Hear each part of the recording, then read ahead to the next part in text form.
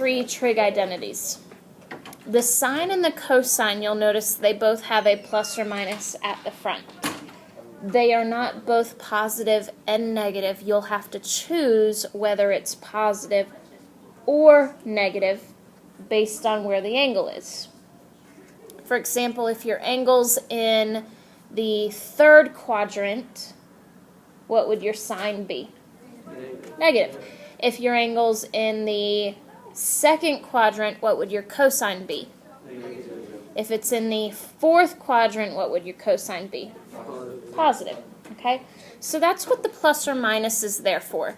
It's not like the quadratic formula where you do plus and then you do minus. It's just there to tell you pick one. You'll also notice with the sine and the cosine, they both have a big square root. You will not be able to put that big square root in the calculator. It will give you a decimal. You will be able to use the calculator to do all the stuff inside the square root. Just make sure you're not putting that big square root in the calculator. The tangent identity up there has 2 parts to the formula, and you only have to choose one of them. And the note I wrote there, choose depending on the radicals. Where don't you want a radical? In the denominator, in the bottom. So if we get to choose between 2 formulas for the tangent, we're going to choose whichever one keeps the radical out of the denominator.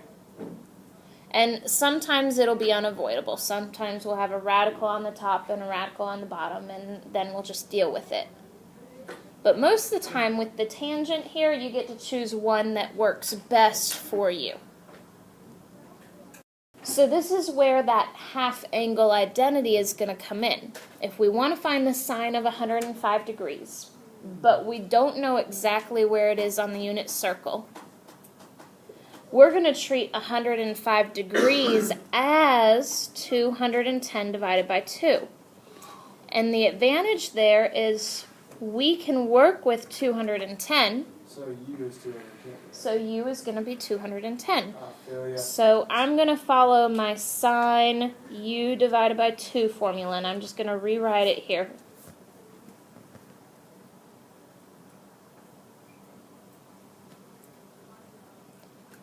And since 105 degrees is not easy for us to find, we're going to treat it as 210 divided by 2. And we're going to do the sine of 210 over 2.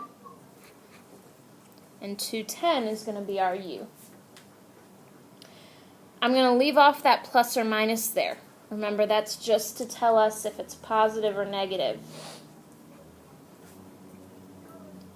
So I'm going to have 1 minus the cosine of 210 degrees over 2.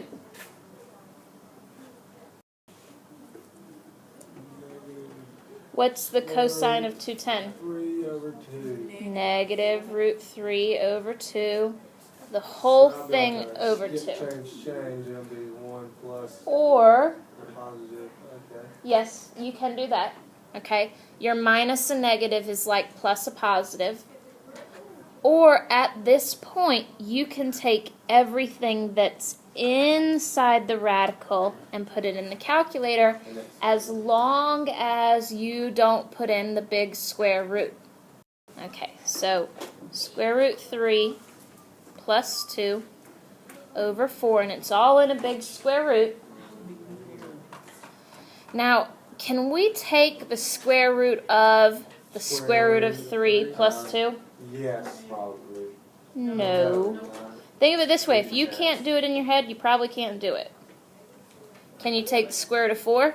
Yes. Yeah, so we can put the bottom as 2.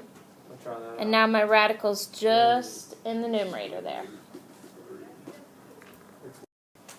Is that just the answer? And in order to choose positive or negative, we've got to go back to the original It's problem. going to be negative. Where is this? Where's The third 105 quadrant. degrees? Oh, never mind. It's gonna be Second. It's in the second quadrant, so in the second quadrant, should my sign be positive or negative? positive. Positive, so that was my answer. The tangent of 165 degrees, we run into the same problem. 165 degrees is not one of our reference angles on the unit circle. So, 330. we will check to see if we can double it, and we get 330. Is that on the unit circle? Yeah. Yes. Mhm. Now, pause just a second. If we doubled whatever angle, let's say we double it and we get 320, would that help us? No. So, because 320 is still not on there. We're doubling angles here because we're using those half angle identities, and I'm giving you things that are going to work out. But if you were to double an angle and it didn't give you another reference angle, then it's not going to work. What do you do? Is like, can you not do the problem? Well, you wouldn't be able to do it with a half angle identity. Maybe you could do it with adding or subtracting like we've already done. All right, so we're going to treat the tangent of 165 as the tangent of 330 divided by 2. If you look back at your tangent identity, so before I decide which tangent identity I'm going to pick, I'm going to find the sine of 330 and the cosine of 330. The sine is What's the sine of 330 degrees? square root 3 over 4, I mean, Negative one. Negative 1/2. What's the Yeah, cosine? that's the sine. No, that is- I'll take the other way. Square root 3 over 2.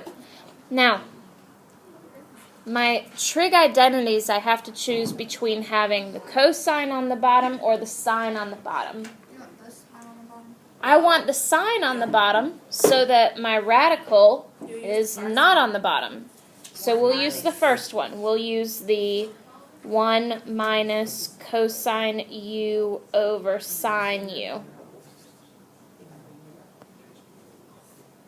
So we're going to have 1 minus, what's the cosine of u for us? Square root 3 over 2 over negative 1/2. Now, because this one is not in this giant radical, you can put the whole thing in the calculator.